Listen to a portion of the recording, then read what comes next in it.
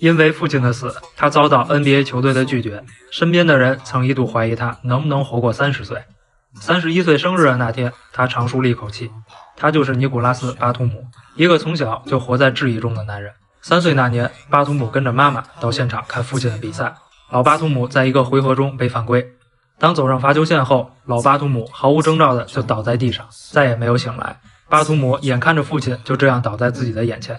那一年，他的父亲30岁，身边的亲戚朋友都在猜测巴图姆会不会像他父亲那样早早就离开人世。在参加 NBA 选秀前，巴图姆在试训中的心电图引起了球队的警惕。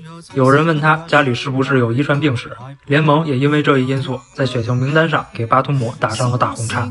心有不甘的巴图姆和经纪人一起，每到一支球队试训就出示当地医院给出的健康状况说明，证明自己的健康没有任何问题。在那一年的第25顺位，休斯顿火箭选中了巴图姆，随后被交易到了波特兰。16年的夏天，巴图姆代表法国参加里约奥运会。打第一场比赛的时候，他害怕极了，他的妻子和儿子就站在看台上。这一幕像极了他最后一次见到父亲的场景。我爸爸就是在30岁时去世的，他从来没有过健康问题，然而就这么走了。巴图姆战战兢兢地度过了自己31岁的生日，他长舒了一口气，对自己说：“你终于解脱了。”20年11月的一天，巴图姆正在客厅清理儿子的玩具车，这时妻子突然打过来一通电话：“快点打开你的手机，出事了！”屏幕前的巴图姆看到了 ESPN 名记沃神发布了黄蜂队宣布裁掉自己的报道。从签下5年1.2亿美金的合同后，巴图姆就被扣上了高薪低能的帽子。多年的伤病积累下，在当时那个赛季，场均只有 3.6 分，投篮命中率只有 34%， 三分球命中率不足30%。此外，多项数据也都是生涯新低。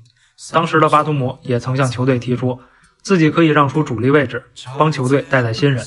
球队却通知他，你以后不需要再来训练营了，我们的目标是培养年轻球员。心灰意冷的巴图姆质问自己，难道我真的该退役了吗？我才31岁啊！就在巴图姆怀疑人生的时候，法国同胞戈贝尔打来了电话，意图很明显，彼时的犹他爵士渴望得到这名法国锋线。在那段时间，巴图姆陆续接到了多支球队打来的招募电话，快船队是唯一一支在几个小时内先后出动5个人充当说客，上到球队老板，下到球队的当家球星。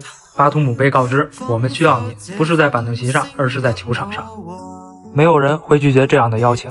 在快船的新体系下，巴图姆重获新生，首个赛季出场时间1835分钟，在67场比赛里打出了339的正负值，在球队里仅排在伦纳德和乔治身后。后来成为了 NBA 历史上第3位命中1500个三分球的欧洲球员。今天比赛的末节，巴图姆险些通过自己的三分球帮助球队逆转对手。他用行动回应着那些质疑，我的邮箱里还有油。如果你遭受了太多的质疑，那么最好的解脱就是将那些质疑逐一击破。